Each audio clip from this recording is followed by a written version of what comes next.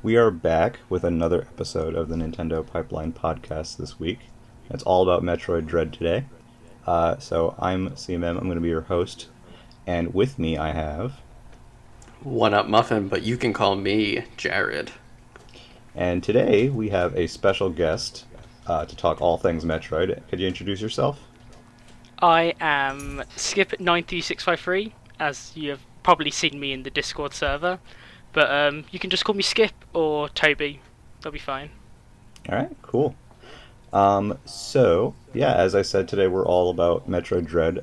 Just to give you guys a heads up, we're going to start with a brief spoiler-free conversation, and then we're going to dive headfirst into every spoiler imaginable. So please be warned, I will announce when we are transitioning into spoiler territory.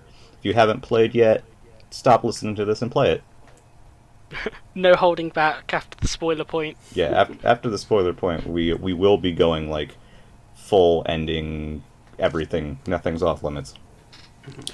For anyone who's not aware, I don't know how you wouldn't be, but Metroid Dread released earlier this month. It is the first new 2D Metroid game in 15 years? 19 years? 19 Almost, years. Yeah, 19 years. Yeah, 2002 was Fusion. Yeah, so in terms of non-remakes. It's by Mercury Steam, just like Samus Returns. It has a lot of really cool movement. All of us have played it, I believe, to completion at this point, yeah? Yep. I know Skip has. Twice. So I guess, we'll start with you, Skip. What is your overall feeling about the game having completed it? Phenomenal. I loved every second of it. It's just, I'm so happy that they managed to pull off creating such an incredible game and satisfying Metroid fans after 19 years of waiting for a new 2D Metroid and being a sequel to Metroid Fusion. Honestly, it's just a miracle, really, that this happened. Or the fabled or mystery Metroid Dread, from the rumors from 15 years ago, and then it coming out and it being absolutely fantastic is just best case scenario. Yeah, definitely. How about you, One Up? I also thought it was fantastic. I've played most of the other 2D Metroid games except Samus Returns, but I think this might be my favorite of all of them. I loved the movement. I loved the just momentum of the game. It just gets you going. I feel like I barely got stuck at this one at all, and I was enjoying it until the very end. Yeah, and since you mentioned it too, yeah, so Mercury Steam handled Metroid Samus Returns on 3DS as well, and this game kind of pretty much evolves everything that was introduced into that game. If you haven't played it and you enjoyed Dread, I'd encourage you to check it out. It's not as well developed as Dread is, but it's still very good. For my part, yeah, I'm absolutely thrilled. This is one of those rare games that I binged through. One of those ones that I just couldn't really stop playing. It's so good on every level, presentation wise, control wise, movement wise. The bosses are great. I'm sure we'll get into that. It just feels perfect, and it feels very intuitive. Probably the best feeling 2D Metroid, Yeah. period. Yeah. So I would agree. So let's get into that first. So this game has a lot of stuff going on with its movement, a lot of fun stuff. So you have the free aim. If you hold the L button, you can kind of do a 360-degree aim for your weapons. There is a new slide move that you have before you have access to Morph Ball that lets you kind of go under some of those one block gaps. And then besides that, the Aeon powers from Metroid Samus Returns are back, which, if you're not familiar with those, you have essentially a meter, and you can use a couple of special moves with said meter that you have to wait for the meter to fill back up again to use. And then there's also the counter system, which was introduced in Samus Returns. You can time a hit of the X button when an enemy is attacking you to kind of get this super shot on them that typically will just destroy them. One up. What did you? I know you hadn't played Samus Returns. I'm kind of curious. How did you feel about the movement options and some of the new stuff that's in Dread? Yeah, so before I say that, was the slide in Returns or is that new here? Slide is non-returns. It's new. Yeah. Yeah, Okay. it's new. Yeah, so I played like 5 seconds of Returns at like a Best Buy kiosk, and like my immediate reaction was like, "Oh, this feels really nice," and Dread feels even better. It's like I really like the free aiming, even when you're not holding down the left trigger or left button. Yeah. You can still aim wherever you want. Like you're not locked to the 8 directions that Samus used to be. Yeah. It's smooth. But no, it feels great sliding around, going from like slide to morph ball later on. Jumping feels great. Like they really just nailed the feel of like it feels like Metroid evolved, not like something completely different. Yeah. How about you? How about you, Skip? I would agree. Like the control options are very good. I did play Metroid Samus Returns. Much more. It was definitely a recent playthrough. I started the playthrough before Dread, but then Dread got announced while I was playing through it. So I was like, oh, perfect. And so was already introduced to stuff like the free aim and the counter. And after playing Dread, it's really, you can tell that how far Mercury Steam has come for like just adjusting and tweaking how they work and just making it a better play experience. Yeah, I mean they've evolved a lot of the ideas from Samus Returns, both like mechanically and even like I would say boss wise as well. They've kind of evolved a lot of that stuff. Even something as simple as like in Samus Returns, you can't easily aim up and down while running in that game. In Dread, it's more like it's a bit more free flowy. You have more control. Yeah. And so there's a lot of power ups in this game. We're not gonna at this point we're not gonna spoil anything, but I think at this point everyone knows that the speed booster is here. I wanted to touch on this for a bit because speed booster is the love and the bane of every Metroid player's existence. Speed booster and shine spark puzzles. We won't get into anything specific right now, but I personally thought one of the things that was most improved to me over other Metroid games and was the speed booster in Dread. It was not in Samus Returns, so this is kind of like that makes sense because it wasn't in 2. Yeah, but it feels so good here, and it kind of is what allowed me to go for 100% so willingly. Yeah, it feels very feels like it has weight to it more than before. Like in Super Metroid, it feels kind of like light. You're just running and then you're going super fast, and it's very like not comical, but it's very, I don't know. It's a little silly. And this one feels like you're charging up something, and then when it kicks in, you're like bam. Yeah, feels nice. Yeah. I like how you keep your speed booster in more situations. Like you can keep it while wall jumping, and I like how it transfers through the sliding. Like it just all flows really well, and the puzzles benefit from it. And I just love how it was all designed.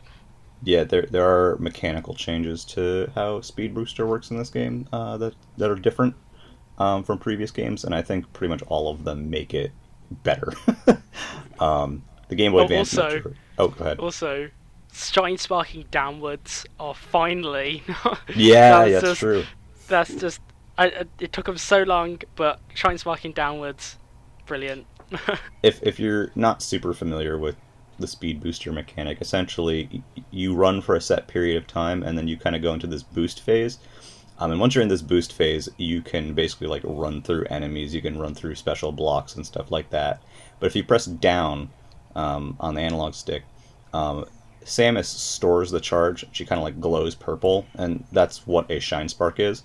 Once you have the shine stored, if you press the B button and then a direction, there's a couple different ways to activate it. She essentially will like launch in that direction, and that's required for a lot of the puzzles in the game for some of the hidden items, and it's a very satisfying mechanic. And it's also used, you can use it for traversal, and you can also use it to get items early, which is another very cool thing about Dread.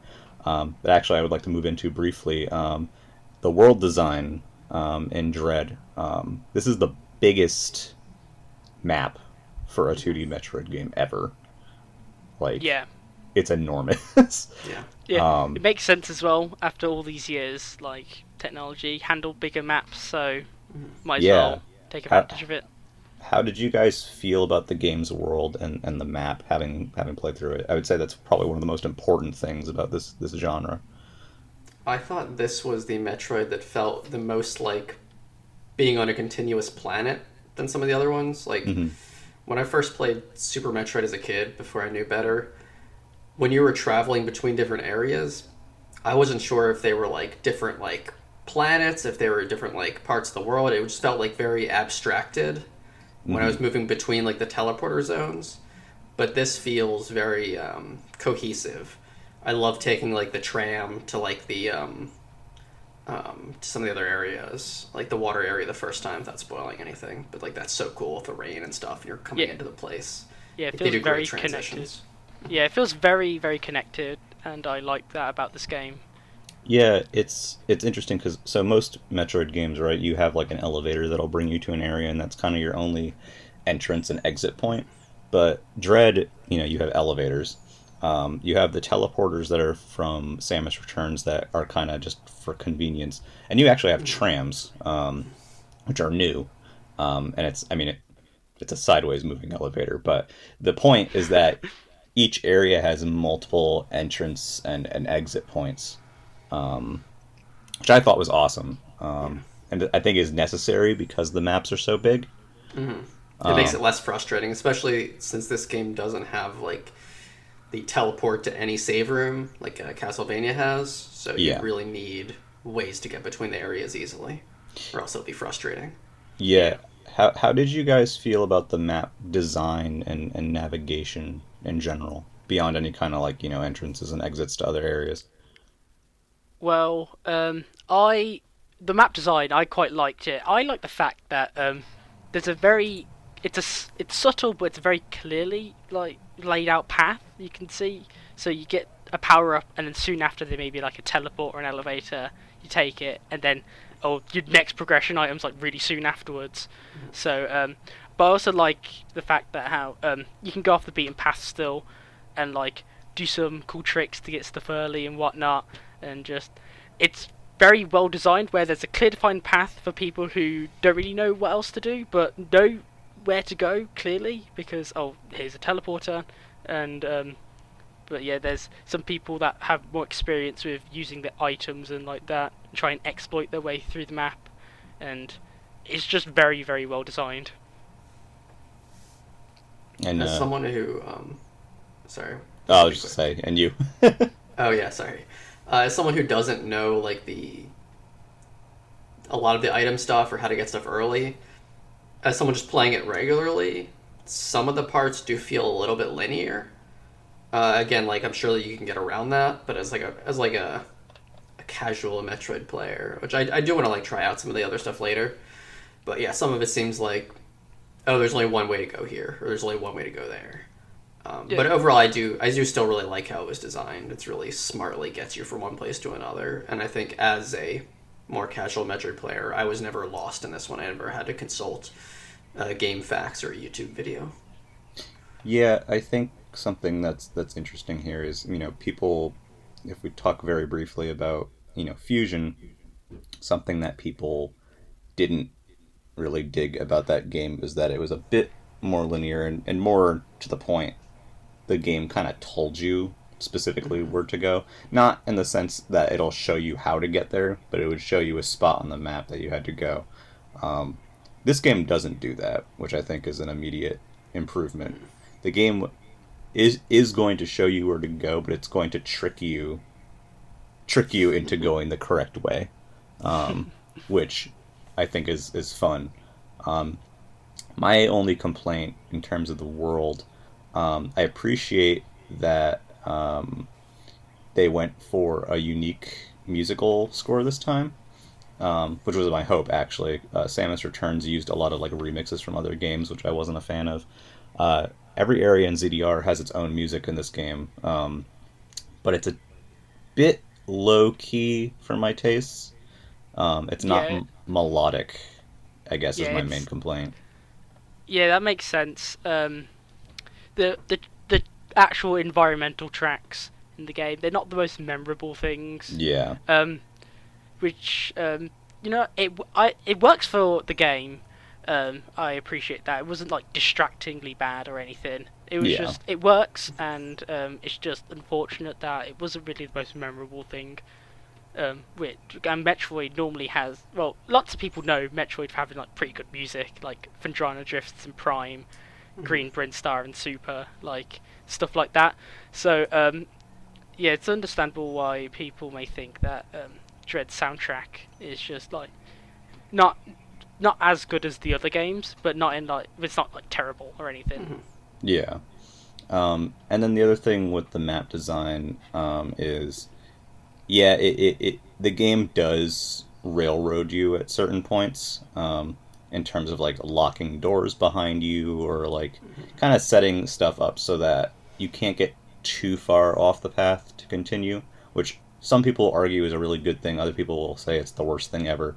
I don't feel either of those extremes. I thought it was fine. The game does guide you without telling you where to go again. Um, how did you guys? I know one up. You said you kind of felt like you didn't really get lost at all. I don't know if that's a good thing for you or a bad thing. No, I thought it was good because I felt like I was still like um, having a fun time like exploring and like looking for secret rooms and finding some cool stuff. Yeah, But I never felt frustrated. And I don't know, I don't like feeling like I definitely in Fusion there was a point in that game where I hit like a wall. And like that's the linear one. yeah. But I hit some wall of like I just did not know where to go and I had to like find some like long ass game facts guide and like find the little section I was in. Oh, it's the worst. And it Yeah, was like, oh, I thought I bombed that block and I didn't. One of that situations. yeah, it's a real pace breaker that is when you have to do that. Um, so the last thing before we get to the full spoilers section that I just wanted to touch on is the boss battles in this game. um, Again, speaking generally here, uh, they really worked for me. I don't know about you guys. Yeah, they were really good. Um, they were they were tough, but like they were very very fair. Like you just gotta pay attention to their patterns. As soon as you know like what animation it's doing, like then you'll know how to dodge it, and then you'll be able to like ace it. And like even on the loading screen, when you die on a boss fight, it says like, oh, all attacks can be avoided. So just gotta find like that opening, and so I just found it was very fair, and I never felt angry at myself. Well, oh, I did find angry at myself, not angry at the game. I was like, why did I do this? Like, I was never angry at the game. It was always like my fault why I died. Yeah.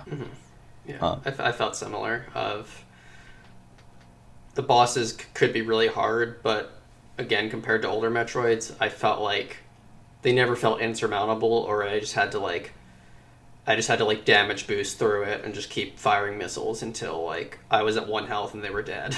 I feel like I could dodge Yeah. their stuff and get through it. Yeah, I think that's a good point, actually. None of the bosses don't feel like. I would say that there are a few certain bosses that may feel spongy, Yeah. but it doesn't feel like, you're just kind of like spamming missiles or whatever until they die. You, you're still having an actual fight. So okay, so before we move on, does anyone have any final spoiler-free thoughts? I do. I want to go back to audio for a second. Yeah. I thought these sound effects and sound design Mm-hmm. was really great, even if I did not remember a single music track from the game. Like, I Yeah. still really liked the sounds and sights and how they interacted Yeah, I would when I agree. was in there. Yeah, I would agree. The sound effects and sound design was very good. It was just like the actual music tracks themselves that were just not that memorable. So, yeah. Yeah, I would agree with that. The actual sound design is very good. Um, One thing I want to briefly mention is a lot of people have been saying it's kind of funny to see this reactions all over the place. Some people say the game is extremely difficult. Some people say it's extremely easy, and it's kind of interesting to see the different camps here. For my part, to me, the most of the difficulty was the actual boss encounters, and the Emmy encounters, which we somehow have not mentioned yet. That is true. It's a big part of the game. Yeah, but the game is pretty generous with its checkpoints and whatnot. It's not like Super Metroid or other games where you die and you restore at the save. So to me, that made this game actually a touch easy for me. A touch. I would love a mode where you would only restart at save stations for the masochists out there like myself. That would have been good for a thing you've unlocked after you beat the game. Yep, I agree. That would have been good for that. Yeah, actually, Emmys, real quick. How did you guys feel about the Emmy mechanic and how it, was executed? I liked them. They were good. They were very tense. Surprisingly enough, I actually didn't die to one until one of the later ones in the game. But Nice. they were still very tense, and I tried like my absolute hardest to avoid all of them to the best of my ability. And then when I get caught, I try and count them, and then fail, and then be angry at myself, and then get them, and then be like, oh my god, I actually pulled that off. And yeah, they were very good. They were very satisfying to defeat as well. And yeah, that was good. How about you, Jared? Yeah, it was definitely one of the weaker parts of the game for me, but I still liked them. To me, they felt a little bit trial and error, but since I didn't have to go back very far, since you just go before the last room you walked in, I was never annoyed for that long. And then, as Skipper said, can we go over the process of defeating them? Is that like a spoiler? Or That's pretty well shown. So you get like this. I call it like a Mega Man, like power or not Mega Man, Pac-Man. You get like a Mega Pellet. So you get the power pellet, which makes your gun like super strong, and you deliver a massive blast to their face that has to like charge up and fire, and then they introduce later mechanics on top of that later in the game. But that's how it starts. It's just you have to charge up this big blast while the Emmy is walking towards you slowly, and they slow down as you're aiming at them, which is cool. It makes it tense, and then you fire it, and it's satisfying. Yeah, it is extremely satisfying destroying one of those. I think it works very well. That's kind of where the name comes from, I guess, the Dread name. I thought it was really fun when you're in those areas and you don't know where to go, trying to kind of route yourself around those areas and figure out where you're supposed to go while also avoiding the Emmys, who are much smarter than I gave them credit for when I was watching pre-release stuff. Those guys will converge on you pretty quickly. Yeah. My embarrassing moment is that I pretty much walked into the first one and basically died immediately. Somehow managed to do that. So yeah, overall, highly recommended. If you haven't played it yet, this is where the spoilers start. So you have about spoiler warning. Spoiler warning. You got No holding back. You got about 5 seconds to shut this off if you want to play it for yourself before hearing everything, because I'm literally going to go for like the spoiler stuff like right now. Every boss, final scene, after credits, special modes, secret character unlocks. Oh yeah, all that stuff. Yeah. All right. That's They're gone. it. You're gone. Okay. Okay. So first thing, the game's story and ending. That whole last hour and a half is just off the wall. Yeah. Oh my god, That was just, I was like, my mind was like blown. Like, like throughout that whole sequence, was like, what is going on? Like, what? Like, Ravenbeak's like was one of the DNA donors. Like, what is going on? Yeah, And he had a just freaking Darth Vader moment, which was really funny to Yeah, your me. father. That was so funny. yeah, yeah, that was really good. The part with Adam and the computer where at the end Adam's like, Samus, you just gotta do whatever I say, cause like I know best. And Samus is like, no freaking way, kablamo. Yeah. That was wonderful. I hooted and hollered and clapped and cheered during that scene.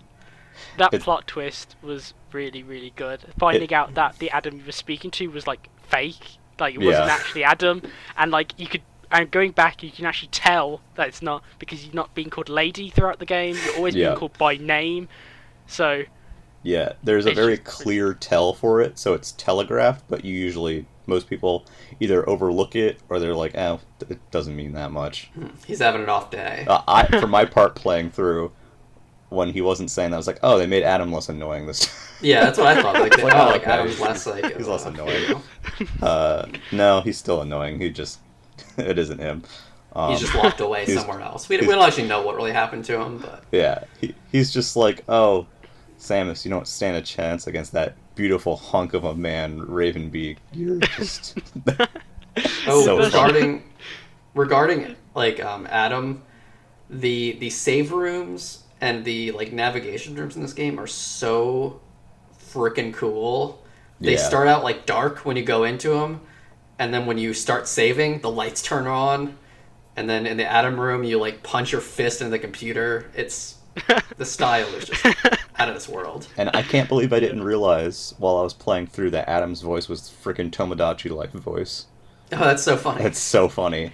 that makes sense as well, because Tomodachi Life was also EPD7, well, the equivalent of EPD7 as well. Yeah. So maybe they shared the same kind of text-to-speech technology for it. So Yeah, they're like, hey, guess what? We have this funny voice thing that we use in Tomodachi Life. Let's give Adam this stupid computer voice. I love it.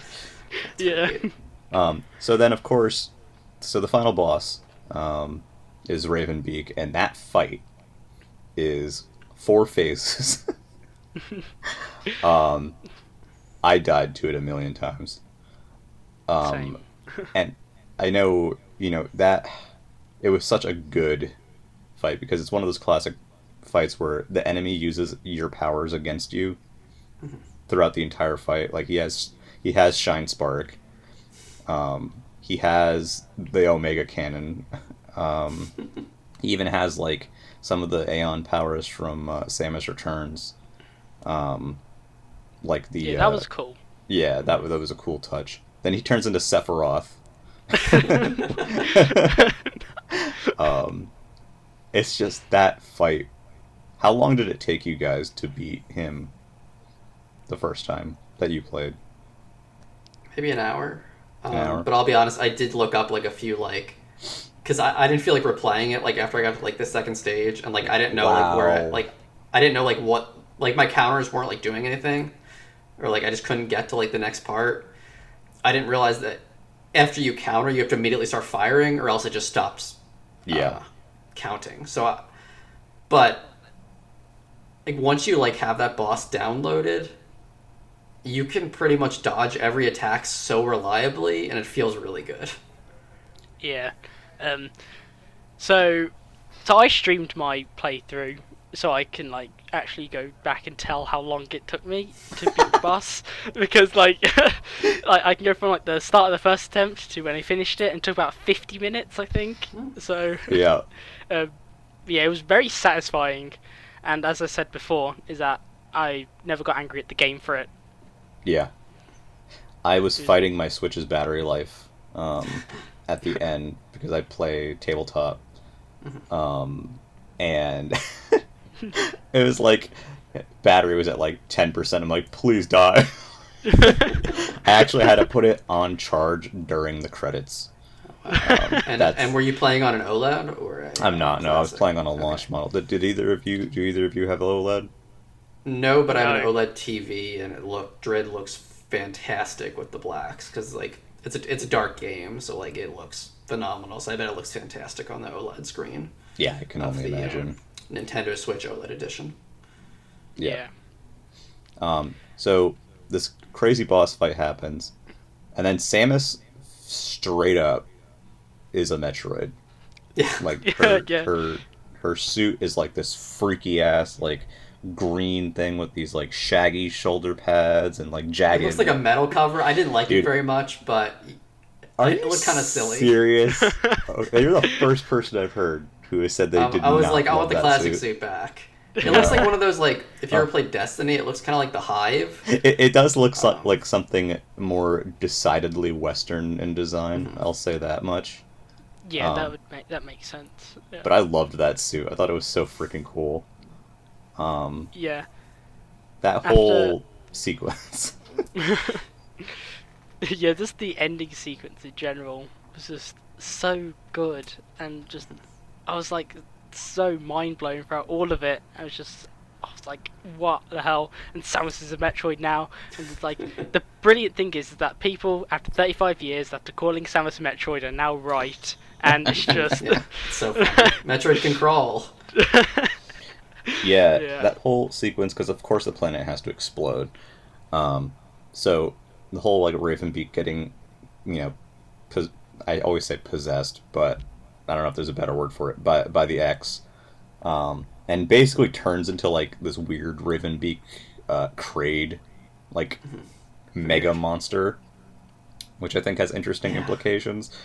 And for some reason the planet explodes afterwards. That's the one thing I don't get is why the timer Yeah, like- starts. I could yeah, see that- if it was that's a like weird bit. after the fortress crash lands, but it takes like another like 5 minutes. yeah, that is one of the more like confusing things. Like, it's like, yeah, it's just why is this exploding? But you know, time to escape now, I guess. Yeah, Samus is like Darth Vader. She destroys a lot of planets. man. Yeah, Blows them up. and you know, like I'm very fine with the planet blowing up at the end of the game if it's very thoroughly explored. One of my original gripes with Fusion before Samus Returns came many years later was I had really wanted another game on SR388 because although it's fun to explore in the original Metroid 2, it's not as fleshed out as like, you know, Zebes was in Super Yeah, Metroid. it's very small. Yeah, so like Metroid 1 you explore Zebes and then Super Metroid is like a deeper, you know, exploration of that environment. So I wanted the same for SR388. So when she crashes the freaking space station into it at the end of Fusion, I was pissed because like I was like I wanted to, you know, still explore that. So I was Maybe really there's like people living there too. I don't know if there was anyone living there, but I remember at the time what I wanted from a sequel was that when she crashed the station into SR388, that it actually didn't destroy the entire planet. It only took out a chunk, and then you would have to go there to finish off the job. Obviously, that didn't happen, but we had Samus Returns, which more kind of deeply explored, or at least gave them a chance to more deeply explore SR388. So I'm more fine with that now, and in retrospect. But Yeah. speaking of Fusion, there's a mid-game twist in Dread that I thought was great, and that is the whole thing with the X parasites. Everyone That was was wondering where would they be if they'd show up, when they'd show up. And the way that they make them show up is very cool gameplay wise too, because it gives a reason for all the enemies in the game to become stronger. Yeah. I thought that was so cool. That was the first part that kind of blew my mind was that. Yeah, like them all being quarantined in like a small area on the Yeah. planet. It just and then now they're all broken out, and now every single living thing is now an X. So, Yeah. Um, That scene with they're just all flying out Yeah. and flying by. I'm like, oh man. yeah. And it means love- all the power ups are different too. Like, Yeah. no more power up balls. You just get the little X blobs. Well, it's interesting because it's Yeah. still a mix Oh, do you still get the mix? I think you mostly see X blobs. You get some Core X stuff, but then Okay. there's stuff like the screw attack that's like an actual item, which I thought was fun. Hmm. Yeah, there's two core X's that you actually get Yeah, after the thing, which is cross bombs and storm missile. yeah, And I wonder what the experiment had, because like you never actually got the core X from it, yeah. so that The just like kind of burns in the lava. the speculation I've seen and what makes sense to me is that Experiment had Hyper Beam because of its Hyper Beam like attack that it shoots out of its mouth. That would make Um, sense. and the Hyper Beam that you get at the end of the game is a bit different from Super Metroid's Hyper Beam. It's more like just a death laser that you just hold the button down. Yeah, Um, yeah, that is cool. so my personal headcanon is that that Core X had the Hyper Beam and perished. The Core X's look very weird in this game, by the way. Yeah, Um, they do look really weird, but I like them. I like how they look though. yeah, they're like neat looking, but like they do not look like the Core X's in Fusion. Um, those are like spiky bubbles, and then these are like Miracle Matter from Kirby 64. Pretty much what I think of those. Yeah. Um, so speaking of bosses, what was your guys' favorite boss encounters in the game Um. besides I Raven I Peak? like. Besides Raven Oh. Peak. Go first. Alright. I liked Kraid a lot. Kraid was Mm, a really cool encounter. Hmm. Um. That was the first boss that I died several times on, because actually didn't die to Corpius at yeah, all. And but Kraid, I died a few times to him. Same. His fight was very very fun though. yeah, I liked it, and um, it was just it was really fun, and the sequence as well when you counter his attack. Oh, it's just cool. Like all the counter sequences in this game I are. don't think I countered Grade. Oh, yeah. did you not? I I have to didn't see it in my again. fight, but I saw it afterwards and it was very Yeah, I have to cool. see how to do it because that boss like it felt very spongy, but probably because I wasn't countering. Yeah. Yeah, The counter sequence was good. I like that. Kraid was great. I really liked the octopus boss. It felt Oh, like yeah. one of those like Dark Souls gimmick bosses. yeah. You had to like drain the water on both sides. It was cool. It was clever. I was Yeah, very and- stupid with that boss because for It a took me a while while. I didn't realize, despite the game showing you, like literally showing you this stupid thing, I didn't I didn't even notice when it turned green or whatever to drain I it. didn't realize you had to do both sides. Like Yeah. I was trying to like get to the other side like before I did that, and I'm like, Yeah. why can't I get there? Yeah, Yeah. I didn't Um, realize that. I didn't realize I had to do the second time, either. But yeah, that boss was interesting. I like to think of it as like this game's Spore Spawn boss. Yes, Um, I agree. like you gotta have that Spore Spawn boss in a Metroid game, and I guess that's this game's Spore Spawn. So Yeah, Yeah. it just the sad boss. It's really easy to beat as soon as you understand how it works. yeah, I might have looked. I forget if I looked how to do that or not. If I figured it out. I just want it Forget. to be known that today on the podcast we're taking away Muffin's gamer card. Sorry, these are the rules. No, it's totally fine to look things up. Do not feel bad about looking Just things up. breaking balls. Did you like the Flappy Bird boss? I was gonna bring that Oh. up. So experiment, the experiment Z57. yeah. Yeah. 57. So that was the one that we just mentioned with the hyper beam coming out of its mouth. It's part of a really cool sequence where Arteria freezes over, which I really liked section. The game has fun ways when you have to like backtrack through areas. The game likes to spice them up a little bit, and that's probably the biggest example of it is that whole sequence. So this boss, um, everyone calls him the Flappy Bird boss because of the attack that he does, where he basically there's this big wind gust, and he sends this like sends these columns of beam attacks with holes in between them, so you have to jump in between the holes to avoid them, and it's a very satisfying sequence. Yeah. And for those who may not follow or haven't seen some of the speedrun stuff, this is a boss.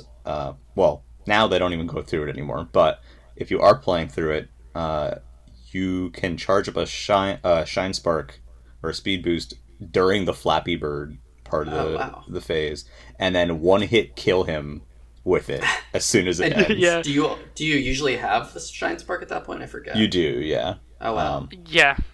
But, It's very yeah, late so game, cool. so yeah, you have speed Yeah. booster, and then that little So time at the cool. end, you just start running, you charge it. As soon as you start getting that speed, you instantly charge it, jump, and then shine spark into him when he's poking his head out, and then he's dead. There He you go. just That's dies. fantastic. Yeah, it's very good. But that boss, the counters in that boss are really cool too. Like Yeah, Yeah. that one is awesome. that counter feels great, and then he flies you away, and you keep shooting him, and then slams down. Yeah. That boss also hits like a truck. Most of the bosses in this game hit like a truck. And he has those Flappy tentacle Bird part swipes killed me multiple times. where they go from the left and the right, and those were fine. But that one where he has the double, and there's this smaller cone that you can go into. It wasn't the area that messed me up. It was the timing, because he like wiggles his little things before he does it, and I would always jump too early and jump into the tentacles before he swiped. Yeah. Um, Yeah. Great boss. That part killed me, and Flappy Bird part killed me a few times. I don't think I died to Flappy Bird, but I did die to the tentacles. I'm just not good at Flappy Bird. And then he has the thing where he has his tentacles on like the ceiling or whatever. Oh, and you yeah, do the missile around that. Yeah, it took me so long to figure out what I was doing there. Like, it took me so long. I'm like, why isn't he dying? And I realise now that when he does that, he's healing. And Oh, I so didn't know. when he's doing that, he's healing. So I was like, why is he not dying? And then Yeah. then I accidentally shot one of them. And then it went off the wall. I was like, that's what I'm meant to do. Okay, and then He did feel very spongy the first few times I did it. It's funny Yeah. because Even when I beat him, he was a little spongy. a lot of people I've talked to didn't think to use the storm missile on him I did. in that. I did. That actually did occur to me. And it's funny because I forgot at several points in this game that certain upgrades existed. Most importantly, the flash, the air flash. Oh, I used the flash so much for almost every Everyone boss. did, and I played through that whole Yeah. goddamn game without using it. So like those Chozo warrior fights before spin boost, I was jumping off the wall to wow. dodge those attacks, and I was like, no wonder why I died like 7 times. Got the freaking flash existed. I didn't even use it during Ravenbeak. oh wow. I was dodging the stupid when he does the like Omega Cannon stuff, and when those Chozo X messed up warriors do like the black splooge beam. I was dodging those just with the space jump, which meant a lot of the time I was getting hit by them instead and not dodging them. Yeah, the power up that I forgot about the most was the storm missile. Yeah.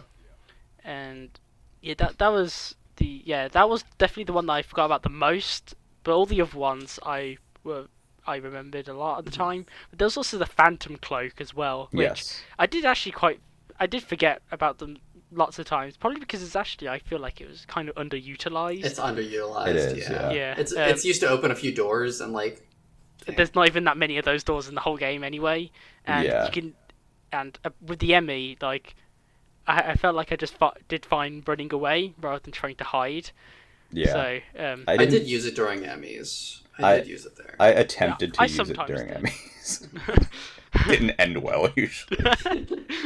Storm Missile I used a lot. I used that on the Chozo Warriors. That made those fights so easy. Those fights got a lot better once you could just fire a million missiles at them at once. yeah, Go ahead. after the experiment boss, when I remembered about Storm Missile and used them on his like tentacle legs and whatnot, and then that's when I started using them a lot more liberally, and so yeah, that's when I started using them on all like the different boss fights and stuff like that. And it helped a lot. I used them a lot on Ravenbeak, as did plenty of people. And with with that fight, as you learn it more, or download it, or whatever you want to call it, you find the perfect gaps, especially in flight phase, to use the storm missile. Like it's Mm-hmm. just It feels so good. there's just these certain moves that he does that are just so easily conducive Yep. to getting storm missile. And for those who are listening and don't care about spoilers and maybe haven't played the game, to use storm missiles you have to charge your missile. It's kind of like the diffusion missile in Fusion where you charge it, except instead of it being the fusion missile, it activates the lock on for the missiles, which I actually liked a lot. I like that that's how that was activated. Um, Yeah. the missile upgrades stack like in Fusion, which I think is great. I don't think you need like missiles and then super missile ammo, for whatever. Yeah. Um, it is kind of interesting though because once you get super missiles, your rate of fire slows, I didn't notice that. so you can't pump them out as fast as regular missiles. Yeah, I So noticed that. yeah, Oh, there's a bit of a trade off. You never get that back because the ice missiles just build on top of that. Yeah. Um, how did you guys feel about the power ups in this game? Oh, There's a you were going to lot. explain storm. You were about to explain storm missiles. Well, I was just saying that you have to hold Oh, the button to charge gotcha. them. So it's you I don't. actually want to add something to that. Oh, They're yeah. kind of like if you ever played Res. It's kind of like highlighting enemies in Res. So once you're aiming the storm missile, it just auto aims on like up to like 5 enemies or 5 parts of an enemy, and it feels very satisfying to get like all those 5 shots off. Yeah, it's But cool go that you on, can. power ups. It's cool that you can like multi lock on to the same target, and of course there's the, like storm missile doors, which Yeah. yeah. um. Yeah, I really like the power ups in the game. Um. They're all very fun to use, and they're just so they're just fun to use, and I like them, and they work well with both exploration and combat, which I really like. And it's just that I feel like there's like a few times where some got replaced really quickly, like spin Yeah. boost to space jump, like that was really Yeah. quick. yeah, super to ice was pretty quick too. Yeah, I was about to mention that as well. Super to ice is really quick, and I feel like that was like the only time really. But yeah, they were also really fun to use, and I liked them a lot. I Yeah. thought the bombs put too much on one button. Like Oh. holding it once to do like the what is it, blast bomb? What's that? Yeah, Cross the cross bomb. Yeah, Cross bomb, and then hold it a little longer to do the power bomb. That was a little like I got tricked up on those a few times. yeah. Speaking But about the I like most controls, of the power ups too. speaking about the controls for the power ups, is Yeah. it felt very un-Nintendo because it put like every button got like used. Yeah, this game is yeah. very complex control wise, especially if you're I got thrown around so much at the beginning. if you're Yeah, like coming from like Zero Mission or something, and you're like, oh cool, new 2D Metroid, and all of a sudden you're using you're clicking the sticks even. Yeah. yeah. I believe like the only buttons that don't get used is up and down on the D-pad. Yeah, I think that's it. that's it. That's it. And the right stick doesn't get like if you're just moving the right stick, it doesn't get used. But Yeah. otherwise, yeah, every function on this freaking controller does something. Something I thought that might have made it a little bit easier is if for the grapple beam. So the grapple beam, you have to hold ZR to be in grapple beam mode, and then you shoot with Y and you aim with L. It was clumsy. I thought it would be. Yeah. I thought it would have been better if pressing ZR just shot it. Like That Oh, makes yeah. sense. Yeah. you I don't have know why free it aim. doesn't think Yeah, if you have free aim Yeah. and then you press ZR, it would shoot the grapple beam. I feel like that was kind of slightly. Yeah. They could have Overcomplicated. done a little better on that front. Yeah. I had There were some times where I was like, I was so thrown about of like, oh, what button's what? yeah. for I the would first, like I couple spaghettied. hours. I spaghettied so much, especially with the morph ball, because the morph ball quick button is ZL, and if you're in movement, it's a slide. But if Yeah. you're in the air or you're not moving, it turns you to morph ball. But sometimes I'd like double tap it and go in and out of morph ball. Or there's some Yeah. spaghetti. There's some spaghetti there. But I do think once you actually learn how it works and you like know what everything does, it flows very well. The only thing I Yes. don't care for, and this is not Dread exclusive, this is with Samus Returns as well. With the free aim, it's definitely not as easy to just shoot diagonal missile shots like you would in Fusion or Super or Zero Mission. So, in that sense, it feels very different from those games and maybe even a bit clunky if you're used to those. I think the free aim has other benefits, but specifically shooting missiles at fixed angles, it's harder to do. And that goes for even when you're in the air jumping and shooting a missile, because if you hold the analog stick in the direction while you're shooting the missile, it influences the angle. But if you jump straight up and then just shoot a missile, it will shoot straight forward. And it's not necessarily an impulse that you will have when playing the game to consciously think about shooting a missile that way. Because in previous Metroids, if you're holding, forward, the missile's still going to shoot straight forward.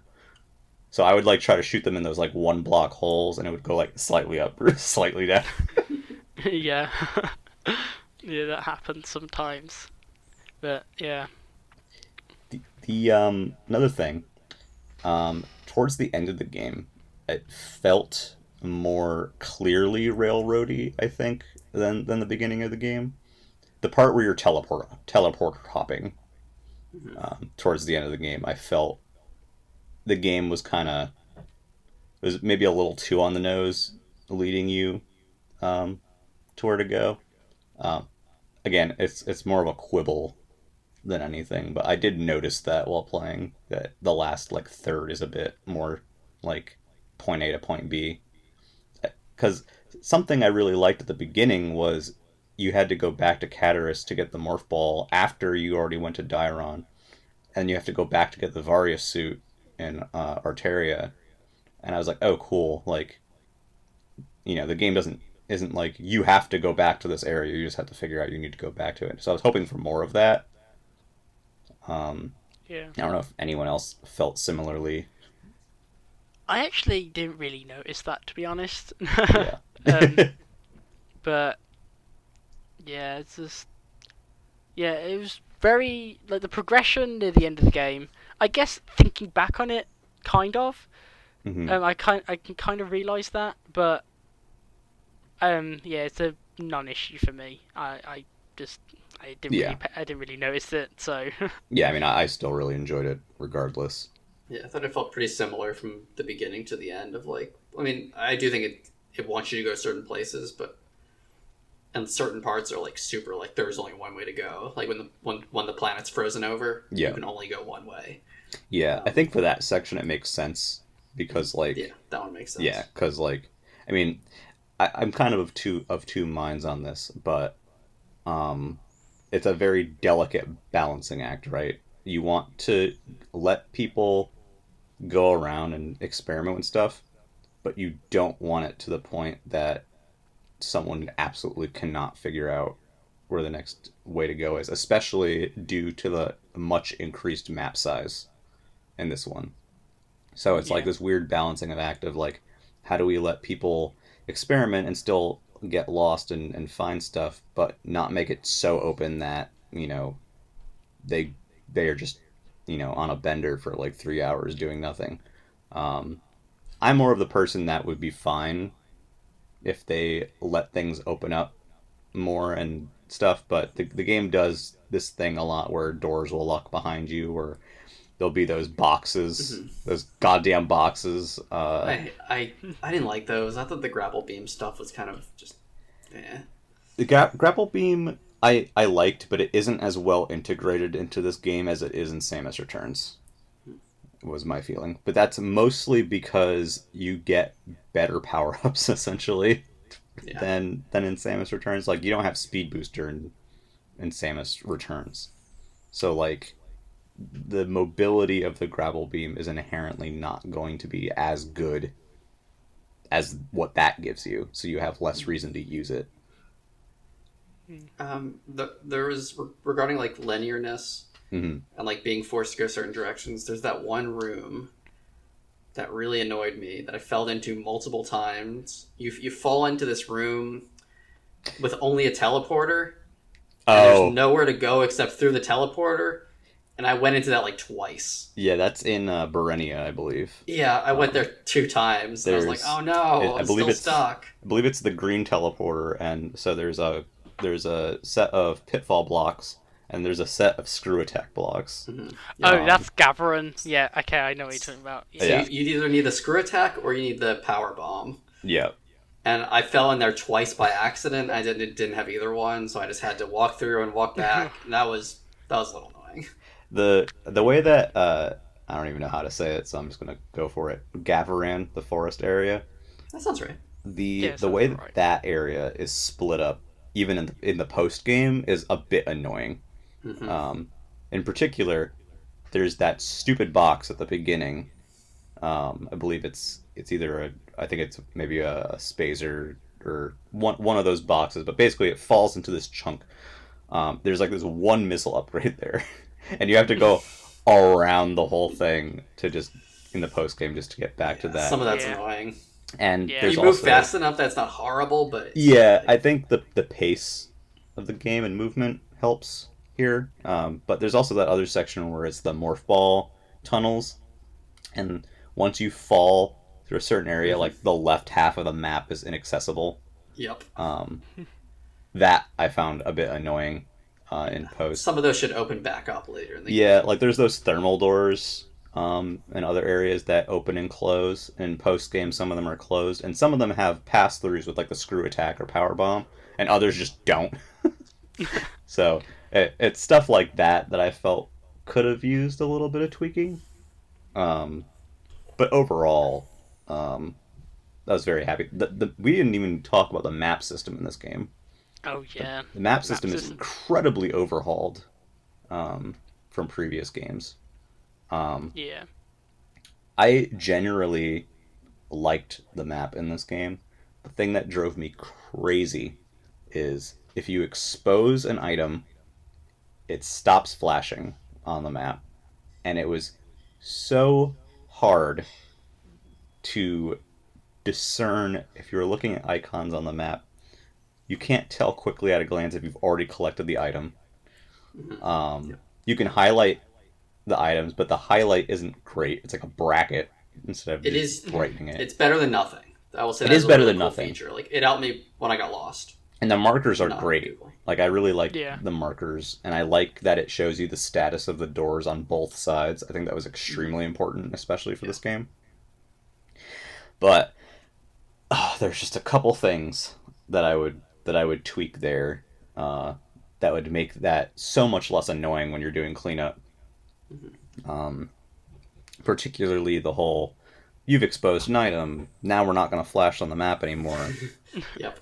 Because That's the item icon is pretty much the same as when you acquire it. It's like the flashing is so useful. Yeah. Like, I use it so much for cleanup. They should just keep it flashing. I mean, and that's typically what they do in older Metroid games. In older Metroid games, because the map is less detailed, it's just like there's a circle, on the room, which is fine. It's completely fine. And here the flashing is fine. I don't think it's too. In fact, I think it's actually even better because you kind of it's when it flashes, it's not necessarily flashing in a single room, depending on how the map's laid out. It covers like 2 or 3 rooms. Yeah, so you kind of like still get to experiment a little bit, and you're not, it's not just like it's definitely right here. But yeah, the pickup icon, I think if you collect it, it's like slightly faded, but like it looks almost identical. Yeah, I was very hard to tell. I had to Google that a lot for 100% cleanup. I was meaning to bring that up because it's so annoying. Like, I feel like they should have just kind of went either way, where it was just like, oh, it's fully not on the map if you collect it, or like some other way. But like having it only slightly fade and it's not really that noticeable on the map. It's just like, oh, I have to select it to find out if I've actually acquired it or not. It's just it's a lot of a bit convoluted. It's a lot of very tedious, like zooming in on the map, moving pickup by pickup, acquired. Yep. Did I already look at that one? Yeah. But again, quibbles because this game was fantastic.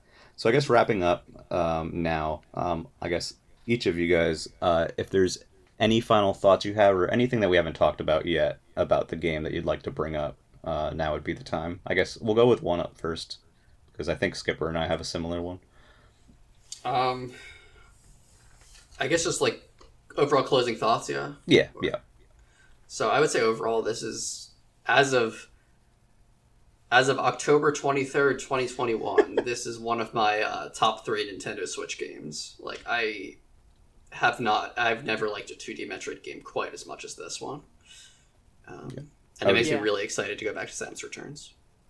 Yeah, I would agree with that. It's a top 3 for me as well. Skipper, it's very good. is there anything that you want to mention that we haven't mentioned yet as we wrap up?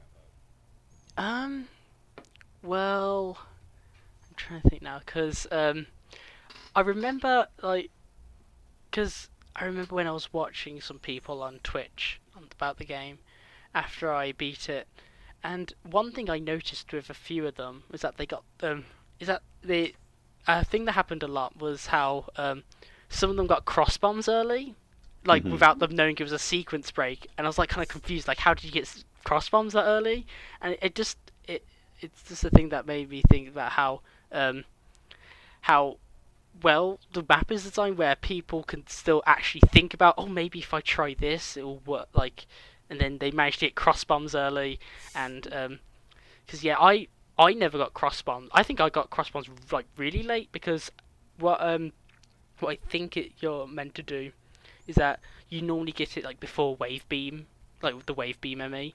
But cross bombs was like literally like the last power up I got before power bombs, and because I literally did not go to that bit of Gavarin until like the very end, because you know in like Hanubia where you have that elevator from Ferenia and it's blocked off by that grapple block. That you unlock from the other side. I got to that bit first, and I was like, what am I meant to do here? There's a grapple block blocking the way, and I was stuck there for like so long trying to think what to do. And then I had to start checking the map, and then I realised that there was that Gavarin bit. And the boss actually ended up being easier, since I had Wave Beam at that point.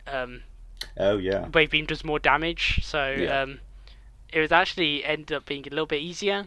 And yeah, but yeah, cross bombs and bombs at the end of the game as well. Oh, well, cross bombs and power bombs.